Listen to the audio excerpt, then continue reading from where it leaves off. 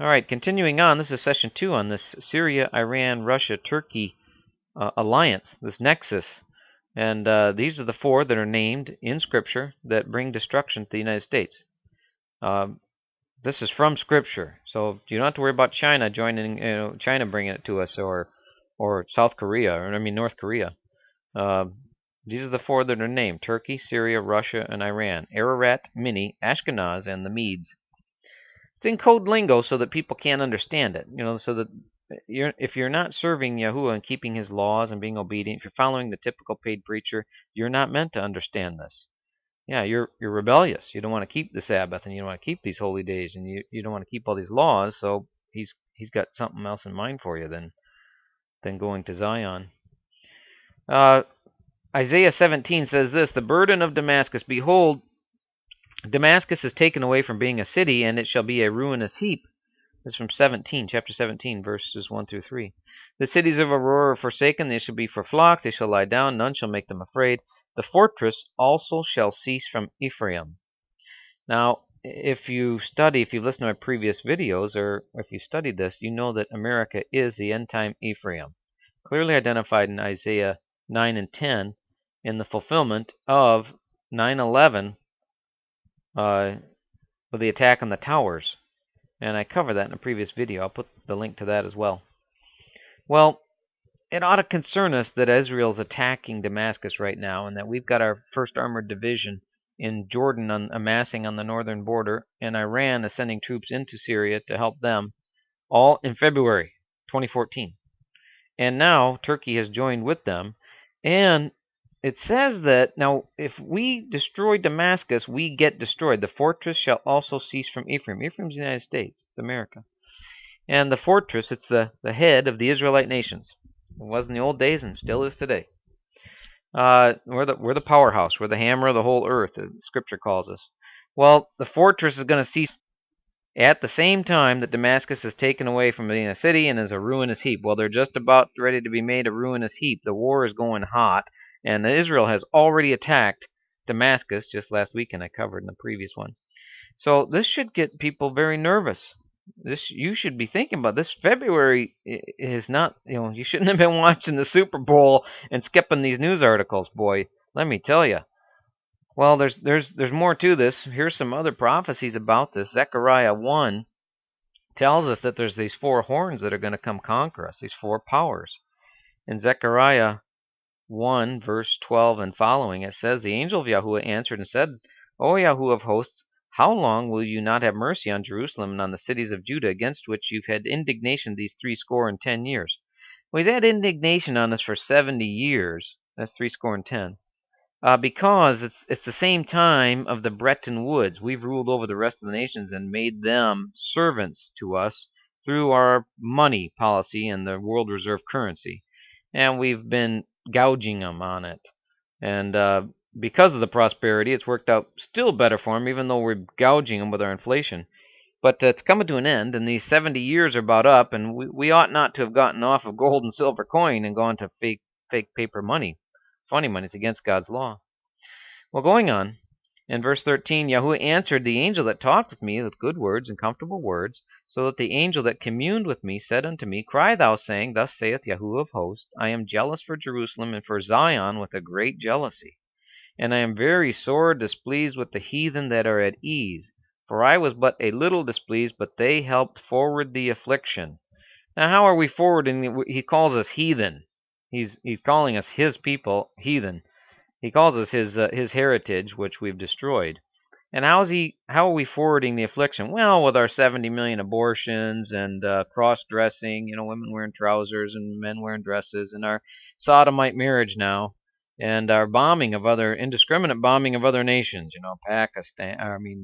Pakistan even recently bombing them, and Libya, Iraq, and there isn't a nation in the Middle East that we don't want to go attack, I guess.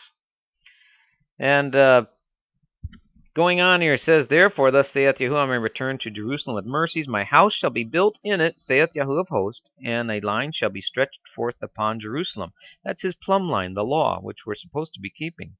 And don't listen to your lion preacher that's paid It tells you can't keep it or something. You can stop stealing, and you can stop going after the adultery of the neighbor's wife, and you can stop with the idolatry and the statues and carved images and graven images and stuff. Going on, he says, Cry yet, saying, Thus saith Yahuwah of hosts, my cities through prosperity shall yet be spread abroad, and Yahuwah shall comfort Zion, and shall yet choose Jerusalem. This is after the World War III in this 42 month, 3.5 years of tribulation, which is horrible. Well, in verse 18, he says, Then lifted I up my eyes and saw, behold, 4 horns. Now he's talking about Syria, Iran, Russia, and Turkey. And he says, And I said unto the angel that talked with me, What be these? And he answered, These are the 4 horns which have scattered Judah, Israel, and Jerusalem. Yeah, this is the quartet that practiced in the park that American Pie song sings about, Don McLean. Yeah, this is it. And these are the 4. Very fascinating.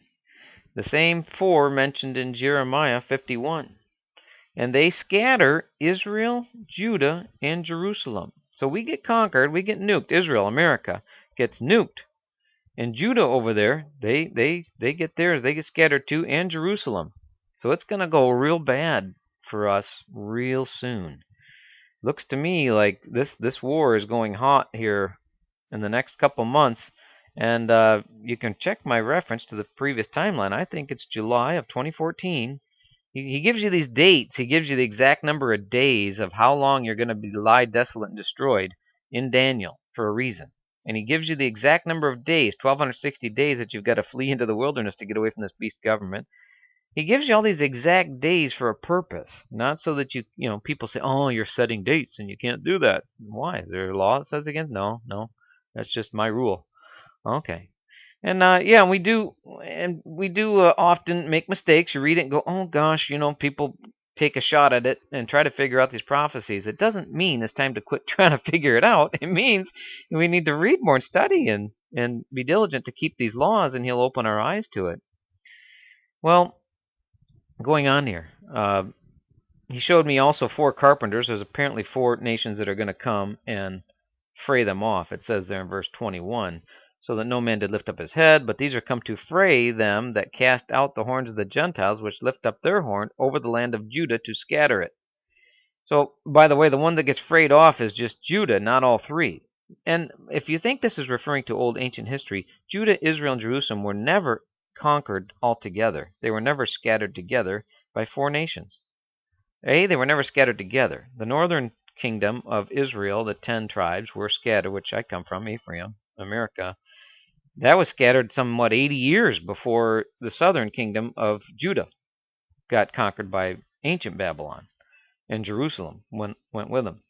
So, yeah, this hasn't happened before. Don't let your lying preacher, your paid lying preacher, tell you you're dumb, as Isaiah calls them, slumbering dumb dogs that won't bark. Yeah, verse 2, Zechariah 2:6, Ho, ho, come forth, flee from the land of the north, saith Yahuwah, for I have spread you abroad as the 4 winds of heaven, saith Yahuwah. Deliver thyself, O Zion, that dwellest with the daughter of Babylon. Now, if you're part of Zion, then I never thought of myself as part of Zion, even though I was trying to keep these laws, but that's what he calls you. And that's what you're going back to. If you want to keep all these laws, if you want to be obedient, he says if you'll be willing and obedient, you'll eat the good of the land. It doesn't say rebellious and we can't do it anymore and it's nailed to the cross with, whatever. No, that's not what he says. If you be willing and obedient, you shall eat the good of the land, and your sins will be forgotten. He's telling you dwell with the daughter of Babylon. Zion dwells in America up there. There's a lot of people up there still that are trying to keep these laws. And he tells you what to do. Ho, ho, come flee from the land of the north. There's no way to fight against this. This is a judgment. It will not be turned back. And you can't, what are you going to stand there and catch a nuke? I'm going to stand there like a man and catch the nuke. No, that's not what he's calling you to do this time. You got to figure out what side of the battle he's on. And he's not with America. No, we've turned against him. Yeah, he's spreading you abroad. There's another scattering here. Spread abroad as the 4 winds of heaven. It doesn't matter too much what country you go to. Pray for guidance from him.